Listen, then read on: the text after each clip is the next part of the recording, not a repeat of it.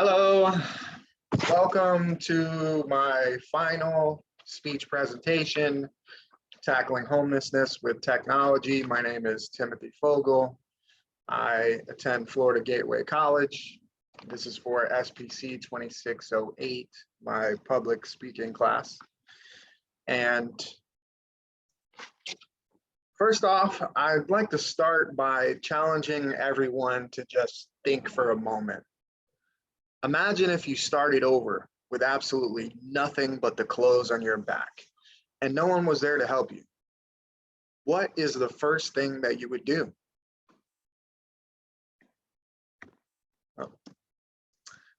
I've been in those shoes before, wondering what the next day brings because I had nothing but the clothes on my back, not a bed to lay in or a roof to pray under.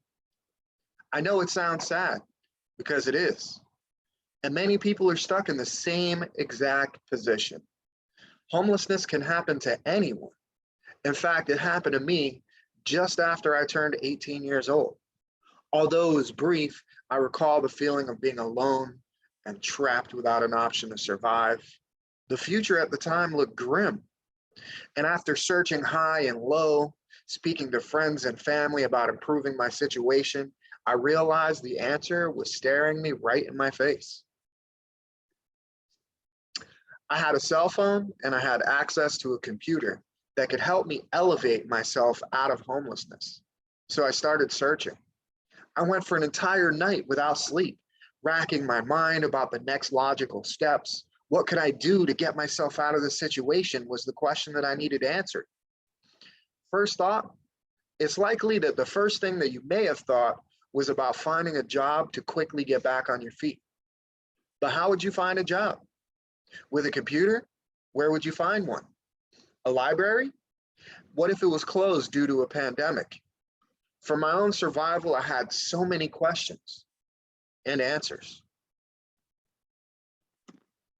Finally, after waiting and writing and talking to friends and different people and checking my email, I noticed that a friend sent over a link to an open job.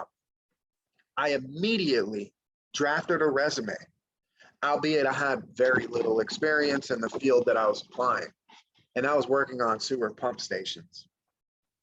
And even though it was a tough and dirty, stinky, smelly job, at that moment, there was no honest job that was too tough for me to tackle.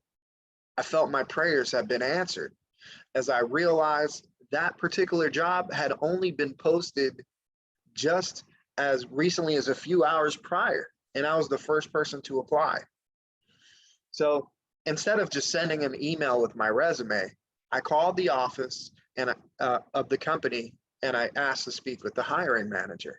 And after explaining my eagerness to work, I was offered a job starting the very next day. And my own elevation from poverty, I attribute directly to the technology, more specifically, my computer and my cell phone. And I know that with technology, we can offer those facing homelessness more options rather than less. We can offer hope and a future to those who are struggling like I was. I would encourage anyone seeking a better life, a better future, to use technology to their advantage. According to the US Department of Health and Human Services website, as of 2019, homeless encampments were appearing in numbers not seen in almost a century. This study was conducted before the start of the pandemic, which likely has worsened the homeless rates, while simultaneously increasing the urgency and the need to find safe housing for residents of these encampments. And according to a study by the National Institute of Health on the use of technology for the homeless, the youth are the fastest growing subset of the homeless society. And on average, more than half of the samples in their study own smartphones. They use social media. They access the internet weekly to search for housing, employment, health information, and even communicate with family, peers, health workers. However, many youth face barriers. They face barriers to sustaining their access to technology. And half of those without the same access to that technology, well, they fared much worse in the duration and severity of their homeless situation. And that's why I would support providing homeless individuals immediate access to a computer and a phone. This immediate access would have to be 24 hours a day, 7 days a week, and most likely would occur in a homeless shelter where housing and meals are already being provided for them. Changing the trajectory of the time that a person is homeless would essentially be changed drastically.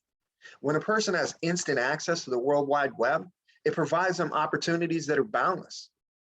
For instance, there are currently 2,652 entry-level jobs available in Miami, according to Indeed.com. And additionally, many skills that would help a person provide for themselves can be learned online, with many thousands of free training courses available through remote learning. Many schools and technical colleges have offered remote learning since the start of the pandemic, and has really fundamentally changed the way that we interact with each other. This pandemic has pushed everyday people to communicate through remote avenues such as Zoom, where learning remotely is now possible in almost any aspect of education, which is something I'm sure everyone is well aware of. Additionally, a person who's homeless in a shelter can work as a remote call center agent from anywhere in the world, simply by possessing a computer, a pair of headphones, and having internet access. Whether it be through education or providing a paying career, the advantages of providing technology to the homeless in many cases are hard to quantify. But one thing is for certain, failing to provide this technology would only prolong the suffering of the homeless. So it's up to us as a 21st century society to provide needed technology for individual advancement in the most vulnerable places. I'd like to invite you to follow me on the journey past this speech as I look to bring real life meanings to the words that I've told you here today. You can do that by subscribing at cpubooth.com to receive updates. Let's make the world a better place together. Thank you.